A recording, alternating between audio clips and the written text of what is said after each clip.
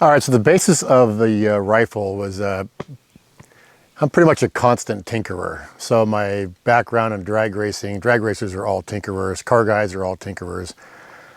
And educating myself on the African calibers, I thought I could come up with something that would be pretty unique and also work really well. I based it on the Lapua cases because Lapua is legendary for having extremely tough brass and tough cases that survive very high pressures. And in Africa, sometimes you can be faced with a lot of heat over here, which of course increases the pressure of the round. It can cause some cartridges to not so much fail, but stick bolts and be an issue. So the very large case capacity of the Lapua, in addition to its tough brass, started there. The 458 caliber ended up being a little bit of a compromise. Originally I wanted to go bigger, but after talking to the guys at Manson and working over some chamber prints, we decided to go with 458 caliber because it provided enough of a shoulder to give real positive head spacing and never be a problem feeding. Of course, with a dangerous game rifle, you want that thing to feed extremely reliably. 458 caliber also opens you up to a lot of just off-the-shelf bullets, and what everyone would probably agree is the premier soft point bullet for Africa is the Swift A-frame, and they make a 500 grain version of that in the 458 caliber. So my original goal was to just see how fast I could push this thing.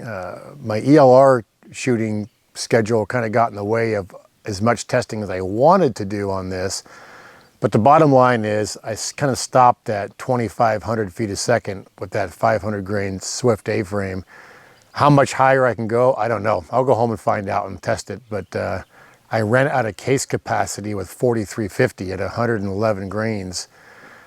At 2,500 feet a second, and just to provide myself that fudge safety factor, I lowered it down to 2,450 with the 500 Swift A-frame and brought it to Africa to test on buffalo and whatever plains game that we ended up shooting.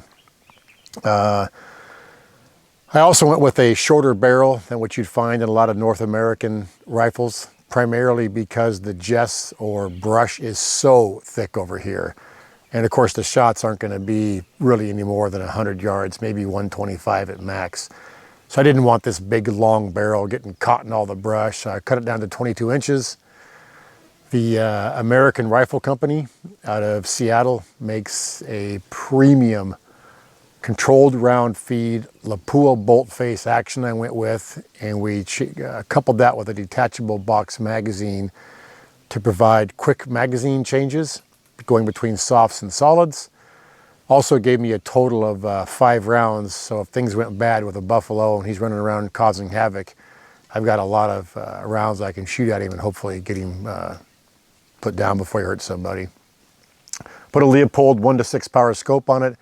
That ended up being a great choice. It provided a lot of flexibility between the thick stuff, where it's on 1 power, and then dialed up to 6 for shooting that bush buck, or the several times I was on the sticks looking to shoot impala or kudu. That was a great choice on the scope.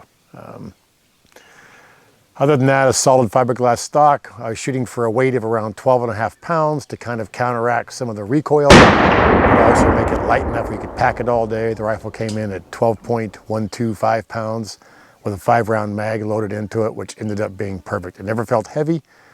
The rifle recoils a lot, but it's not an uncontrollable recoil. And shooting off the sticks or offhand, it's fully manageable. It's nothing that is really, problematic at all. So that's about the gist on the rifle. It turned out it was just a one-off type of thing I did, and I'm very happy with how it turned out. The ballistics are great.